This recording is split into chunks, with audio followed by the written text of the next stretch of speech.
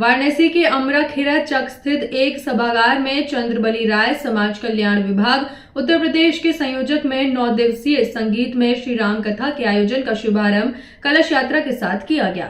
उक्त अवसर पर कथावाचक पंडित अम्बरीश जी महाराज ने श्री राम कथा का महत्व बताते हुए घर के प्रत्येक सदस्य को श्रवण कर उसका लाभ लेने की बात कही। मौके पर संयोजक चंद्रबली राय ने बताया कि इससे पहले एक बार भागवत कथा महाराज जी के सानिध्य में हो चुका, जिसके उपरांत जब हमें परिवार में सकारात्मक परिणाम देखने लगे, सात्विक भोजन सत्संग हमारी दिनचर्या में शामिल हुए। इन्हीं सब प्रेरणा से तथा सभी बड़ों के आशीर्वाद से यह 9 दिवसीय संगीत में श्री राम कथा का आयोजन किया जा रहा है। जैसा कि आप सभी जानते हैं, श्री राम कथा में भगवान राम के पूर्ण जीवन मूल्य सिद्धांत और उनके जीवन की यात्रा शामिल है। श्री राम के जीवन के हर विशेष पहलू को प्रदर्शित किया जाता है। ये कथा केवल एक नाटक नहीं अपितु जीवन को सैद्धांतिक मूल्यों यापन करने का संदेश देती है। आज 9 दिवसीय श्री राम कथा का शुभारंभ कलश यात्रा के साथ किया गया तथा अनवरत 9 दिन तक कथा चलेगी। सभी भक्तों से निवेदन है कि इस कथा का ज़्यादा से ज़्यादा लाभ उठाएं एवं अपने परिवार को भी साथ लेकर कथा श्रवण कर अच्छे समाज का निर्माण करें। वाले भक्त हैं, श्रद्धालु हैं, उनके लिए एक संदेश आपकी तरफ से किस भाव से आया राम कथा सुनने? देखिए, मैं तो एक बात कहना चाहता हूँ।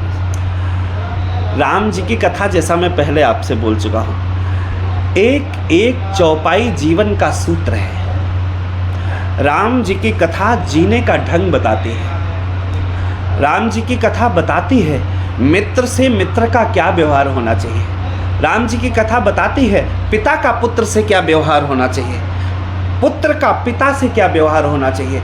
एक बहुत अच्छा आपने प्रश्न किया, हमें ध्यान आ गया। मेरे एक मित्र हैं सासाराम में, उपाध्याय जी हैं, श्रीमान लक्ष्मीकांत जी उपाध्याय।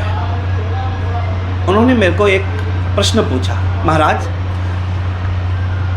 हमने अब बहुत इस वर्तमान समय में देखा है, बहुएं जब घर में आती हैं तो घर में क्लेश हो जाता है। जब बेटे का विवाह हो जाता है फिर घर में बंटवारे शुरू हो जाते हैं। इसका क्या कारण है? मैंने कहा, उपाध्याय जी, इसका एक ही कारण है, उन बच्चों में संस्कार वो नहीं हमने डाल पाए जो हमें डालने चाहिए थे। इस कथा को घर के जो बच्चे हैं वो सुने ताकि उनमें वो संस्कार ना आ पाए जो आज के समय में चल रहे हैं।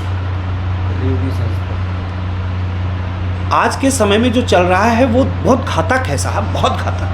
और ये केवल राम कथा से ही संभव है कि इसको सुधारा जा सके। बहुत बहुत धन्यवाद आपका महाराज जी। महाराज जी, इस समय राम कथा का आयोजन हो रहा है, उस संदर्भ में देखिए, आज का जो दौर है, राम के बिना कुछ भी संभव नहीं है। अगर राम नहीं है तो संसार तृण है। तृण माने तिनका होता है। एक चौपाई पे आप ध्यान दीजिए, सुंदरकांड की एक चौपाई है महाराज। श्री सीता जी रावण से कहते हैं, तृणधर ओट कहे बै देहि। उस तिनके का क्या मतलब हुआ? कई लोग अपना मत है सबका, संतों का। मेरे हिसाब से हम लोग कल वार्ता कर रहे थे, श्री चक्रवर्ती सम्राट तुलसीदास जी ने उनके लिए लिखा, बंदों अवध बुहाल सत्य प्रेम जिन राम पद, बिछुरत दीन दयाल, प्रियतन तृण इव परिहर्यो। वो तिनके के समान उस शरीर को तुरंत छोड़ देते हैं। कब? जब राम नहीं है। हमारी समझ में इस संसार में अगर राम नहीं है तो ये संसार कूड़े का ढेर है। आप समझिए, राम कथा जीवन में उतरनी चाहिए, ये बहुत आवश्यक है। मैं ये नहीं कहता हूँ कि भागवत जी नहीं सुनिएगा, वेद पुराण नहीं सुनिएगा, लेकिन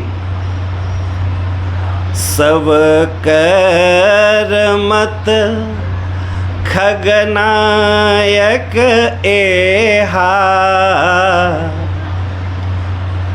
क्या है सबका मत, क्या है? राम जी के श्री चरणों में प्रेम करना। अगर ये सार नहीं है तो फिर बिना सार के सब कुछ बेकार है। और ये मैं नहीं कहता हूँ, ये गोस्वामी जी नहीं कहते हैं, इसके अलावा भी हम आपको बताते हैं।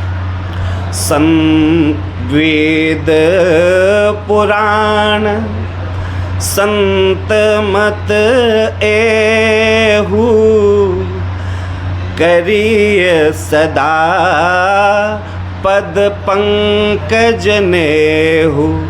वेद और पुराणों का भी यही मत है, और जहाँ वेद पुराण और संत एक मत हो जाएं